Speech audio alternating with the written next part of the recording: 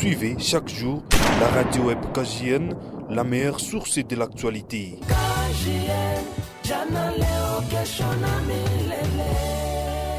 Mesdames et messieurs, bonjour. Bienvenue à suivre notre journal hebdomadaire qui vous sera présenté par Marie-Thérèse Riziki. Voici le sommaire. Passation de l'épreuve préliminaire de l'examen d'État 2025, suspendu dans les Nord Kivu 1 et Sud Kivu 1 et 3. Le Programme alimentaire mondial condamne la vente illégale des planpinettes, exposant les familles au risque. Le maire de la ville appelle toute la population à s'approprier les travaux communautaires dits Salongo chaque samedi de 7h juste à 11h juste. La reprise officielle des activités administratives est prévue pour ce lundi 10 mars 2025. Encore une fois, bonjour.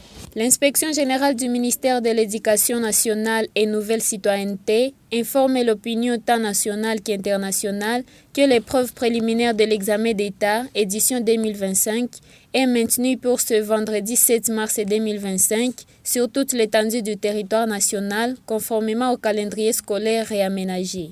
Cependant, en raison de la situation préoccupante dans la partie est de la République, l'épreuve ne sera pas administrée dans les provinces éducationnelles du Nord Kivu 1, Sud Kivu 1 et Sud Kivu 3. Une session spéciale sera organisée dans ces provinces dès que les conditions sécuritaires seront plausibles.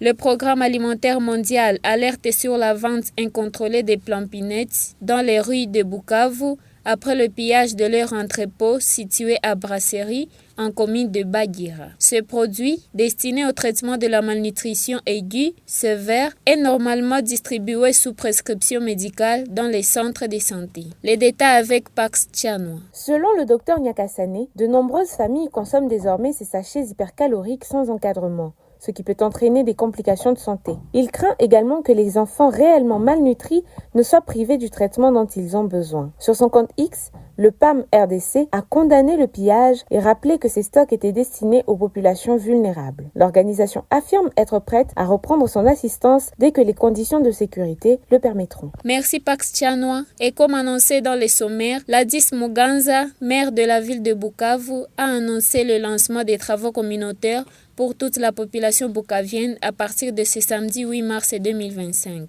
Selon lui, la population doit impérativement s'approprier ces activités et assainir les avenues, les rues et les différents lieux de travail. À cet effet, seuls les véhicules de l'armée, les ambulances, les bus scolaires et universitaires et ceux du système des Nations Unies et agences humanitaires seront autorisés de circuler durant les heures de Salongo. Aucune activité commerciale n'est autorisée durant ces heures. Notons que les heures de Salongo sont fixées de 7h juste à 11h juste.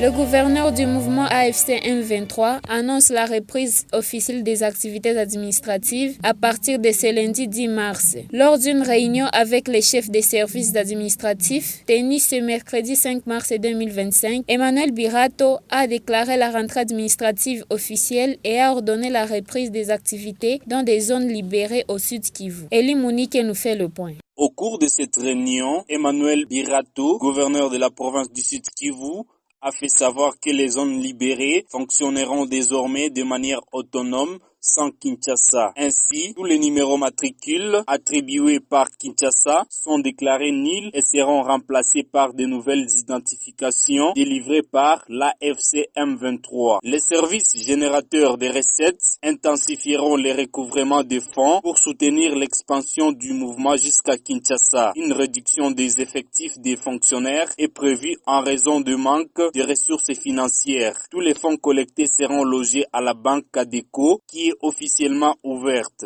Le gouverneur a ordonné la reprise des activités des affaires foncières, de l'urbanisme et de l'habitat d'ici lundi 10 mars. Il a rappelé que le mouvement ne travaillera pas avec les chefs des services suspendus et s'engage à lutter contre les détournements, le tribalisme et le népotisme. Merci à vous Elie Monique. Et les vendeurs de légumes de la ville de Bukavu font face à une crise économique déstabilisante due à la situation sécuritaire actuelle. mensuel. Cette crise rend la vie difficile aux personnes vivant au taux du jour. Faïda Chimanouka, une vendeuse de légumes, explique que rien ne marche. Selon elle, arriver à atteindre 6 000 francs par jour devient une lutte. Ayant une famille à nourrir et devant payer son transport quotidien, elle ne sait plus s'en sortir. D'un autre côté, les ménagères n'arrivent plus à s'approvisionner comme avant. Leur mari, coincé à la maison, ne leur donne plus autant d'argent qu'avant. La situation dans la ville de Bukavu s'aggrave de jour en jour.